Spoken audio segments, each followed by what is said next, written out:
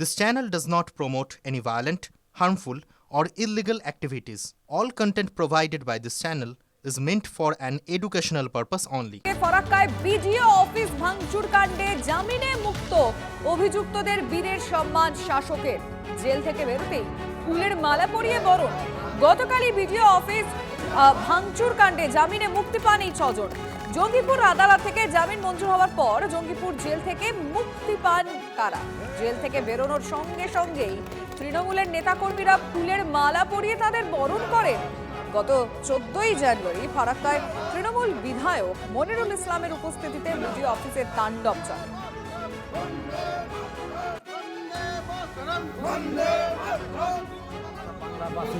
সকলের যে মৌলিক অধিকার, সেই অধিকারগুলোকে খর্ব করার চেষ্টা করছে আমাদের কেন্দ্রীয় নির্বাচন কমিশনার।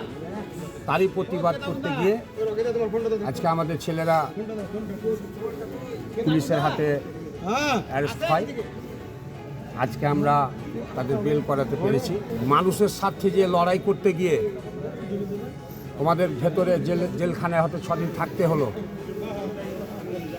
এটা তোমাদের একটা বীরত্বর পরিচয়। মানুষের স্বার্থ রক্ষা করতে গিয়ে আমাকে জেল খাটতে হয়েছে।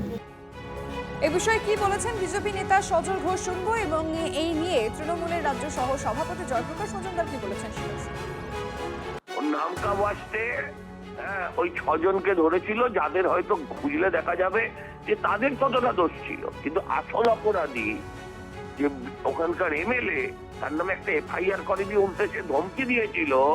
আপনারাই দেখিয়েছেন যে এরপর যদি কাউকে গ্রেফতার হয় মালদা জুড়ে আগুন জ্বলবে। কতটা নির্লজ্জ একটা সরকার হলে এই ধরনের ঘটনা ঘটতে পারে। বাংলা অশান্ত হচ্ছে কেন? তার কারণ এই নির্বাচন কমিশনের এসআইআর প্রক্রিয়া, যেটা বিজেপির নির্দেশে হচ্ছে, বিজেপির সাহায্য করার জন্য হচ্ছে, লজিক্যাল ডিসক্রিপেন্সি। আর তার জন্য এই বিজেপি নেতারাও ইললজিক্যাল হয়ে গেছে যে মানুষের ওপর চাপিয়ে মানুষকে হেনস্থা করে তবে নাকি তারা নির্বাচন জিতবে। মানুষ তার প্রতিরোধ করছে, প্রতিবাদ করছে। এইভাবে মানুষের অধিকার কাড়া যায় না, ভোটার লিস্ট থেকে নাম বাদ দেওয়া যায় না। এই সমস্ত ঘটনার যদি কারোর বিরুদ্ধে এফআইআর করতে হয়, তাহলে করতে হবে, করা উচিত জ্ঞানেশ কুমারের বিরুদ্ধে।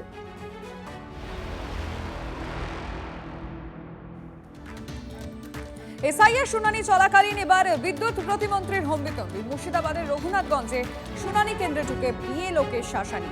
বিএলওকে বিজেপির দালাল তকমা আখরুজ্জামানের। মন্ত্রীর সঙ্গে তালে তাল মো সাহেব।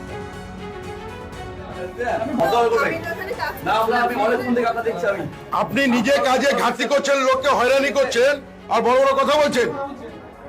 বিজেপি দালালি করতে এসছেন নাকি এখানে? বিজেপি দালালি করতে এসছেন?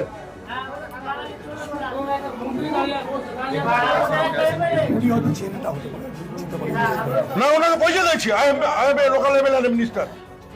তারপরে আমাকে আর্গুমেন্ট করছি। আপনাকে ক্লিয়ার করে যাচ্ছি বিডিও সাহেব, সুপ্রিম কোর্টের জাজমেন্ট যা আছে, আপনার অফিসারকে ক্লিয়ার ইনস্ট্রাকশন দেন। আমি 8 ঘন্টা পর যদি অন্য কাউন্টারে দেখি যে ভুলভাল হচ্ছে, তাহলে কিন্তু কাউকে বেরোতে দেবো না আমি। আপনি প্রতিটি ডাইরেকশন, সুপ্রিম কোর্টের ডাইরেকশন, আপনি যে কাউন্টার আছে সবকে আপনি ক্লিয়ার ডাইরেকশন দিন। মানুষকে এইভাবে অযথা ভুলভাল তথ্য আমি আর মানবো না। আপনি সব আধিকারিককে কিভাবে রিসিভ পাবে? আমরা রিসিভ প্রপার চাই, তাতে with valid seal and signature. ওই স্ট্যাম্প সিগনেচার নিব না আমি। আমার বক্তব্য, তখন সুপ্রিম কোর্টের অর্ডার ছিল না।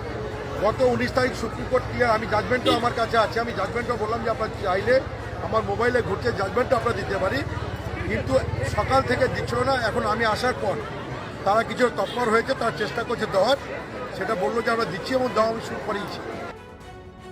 এর আগে ফরাক্কার তৃণমূল বিধায়কের নেতৃত্বে বিডিও অফিসে তাণ্ডব চলেছিল, আর তারপরেও মঙ্গলবার বেপরোয়াভাবে কমিশনকে আক্রমণ করেছেন তৃণমূল বিধায়ক মনিরুল ইসলাম।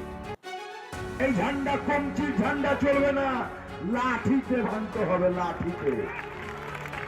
কোমরকে ঢিলা করে দিতে হবে নির্বাচন কমিশনে। পাতাল থেকে ছেঁচড়ে বের করবো।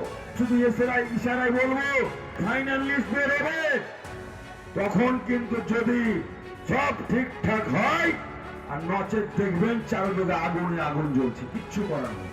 এই ধুপ ধুপ করে মরার চাইতে লড়াই করা মরা আমি মনে করি জীবনের সার্থক। ফের আইন কানুনকে বুড়ো আঙুল। এবার শুনানি কেন্দ্রে দাদাগিরি বাসন্তী তৃণমূল নেতা রাজা গাজে। পুলিশের সামনে কমিশনকে তুলোধনা, ভোটারদের প্রভাবিত করার অভিযোগ উঠল।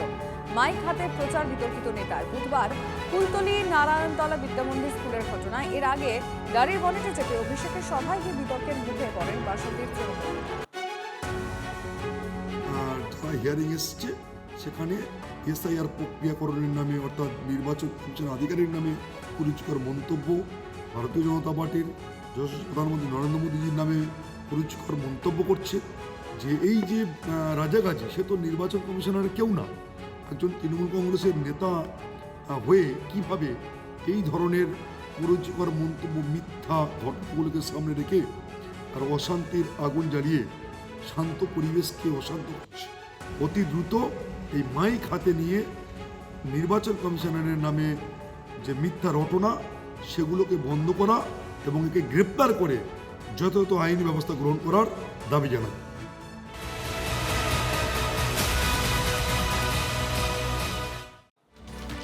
এসআইআর নিয়ে সুপ্রিম কোর্টের নির্দেশ কার্যকরে প্রশাসনকে কড়া বার্তা কমিশনের। মুখ্য সচিব, ডিজিপি ও কলকাতা পুলিশের সিপিকে চিঠি কমিশনের। সকলে যাতে শুনানিতে অংশ নিতে পারে তা নিশ্চিত করতে হবে প্রশাসনকে।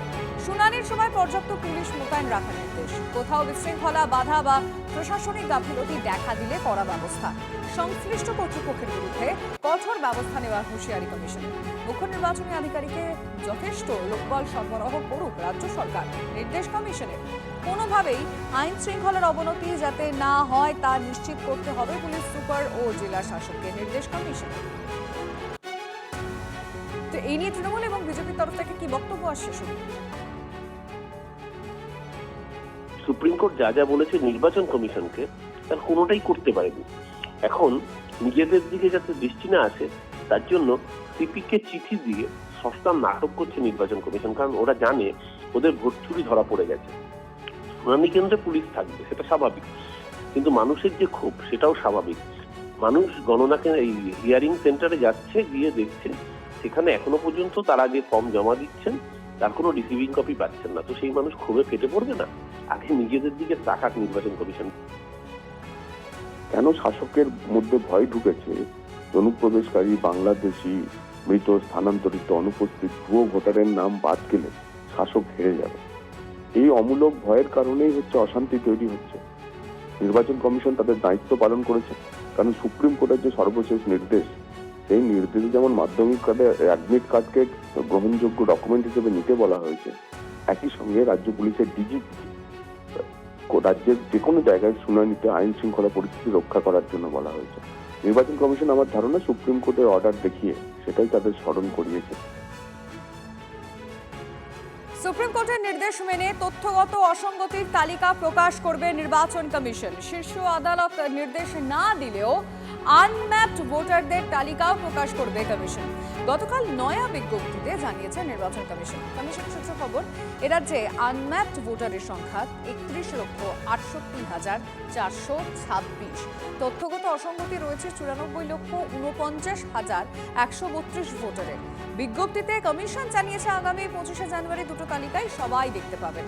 গ্রাম পঞ্চায়েত ভবন, ব্লক অফিস, শহরের ওয়ার্ড অফিস সহ সমস্ত গুরুত্বপূর্ণ জায়গায় জনসমক্ষে এই তালিকা টাঙাতে হবে। আরও বলা হয়েছে, যাদের নাম লজিক্যাল ডিসক্রিপেন্সি বা আনম্যাপড হিসেবে চিহ্নিত তারা নিজেরা অথবা অনুমোদিত প্রতিনিধির মাধ্যমে নথি ও আপত্তি জমা দিতে পারবেন। আর সেক্ষেত্রে ভোটারের সই বা টিপসই সহ অনুমতিপত্র বাধ্যতামূলক।